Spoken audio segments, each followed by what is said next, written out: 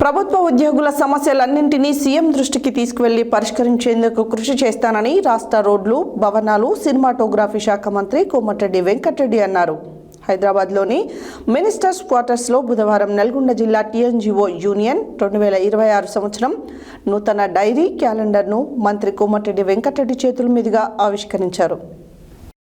ప్రభుత్వ ఉద్యోగుల సమస్యలన్నింటినీ సీఎం దృష్టికి తీసుకెళ్లి పరిష్కరించేందుకు కృషి చేస్తానని రాష్ట్ర రోడ్లు, భవనాలు, సినిమాటోగ్రఫీ శాఖ మంత్రి కోమటిరెడ్డి వెంకటరెడ్డి అన్నారు.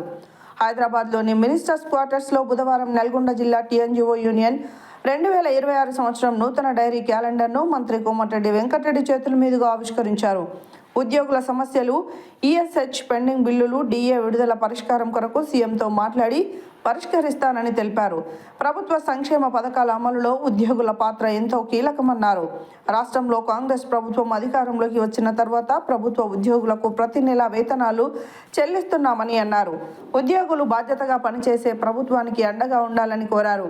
ఈ కార్యక్రమంలో టీఎన్జీఓస్ జిల్లా అధ్యక్షులు నాగిళ్ల మురళి, కార్యదర్శి జి శేఖర్ రెడ్డి, ఎన్డీసీఎంఎస్ మాజీ chairman Bolla Venkatareddy, TNGOs central union ఉపాధ్యక్షుడు సిహెచ్ నరసింహాచారి, విజయ్, టీఎన్జీఓస్ మాజీ అధ్యక్షుడు ఏడుదొడ్ల వెంకట్రామిరెడ్డి, కోశాధికారి జయరాజు, అసోసియేట్ అధ్యక్షులు డిఐ రాజు, దశరథ ప్రదీప్, లక్ష్మయ్య, లింగయ్య, నారాయణస్వామి, రానాదేవ్, మధుసూదనాచారి, సైదులు నాయక్, భాస్కర్, అజీముద్దీన్, జానీపాషా, రమ్య, సుధా, రమాదేవి, కరుణ, శ్రీలక్ష్మి, సునీత, సుమలత, సంధ్య, రాము, వెంకటరెడ్డి, వెంకటరమణ, సురేందర్, భిక్షం, శ్రీనివాస్, నందు, యశ్వంత్, రంజిత్, రాజశేఖర్ రెడ్డి, కిరణ్, దుర్గయ్య, నిఖిల్, యాదగిరి, సత్యనారాయణ, నాగరాజు, సుమన్, శంకర్ రెడ్డి, బాలకృష్ణ, నజీర్, ప్రవీణ్, సందీప్, 4వ తరగతి ఉద్యోగుల అధ్యక్షులు భిక్షం, మణి, కృష్ణ, రాజమల్లు పాల్గొన్నారు.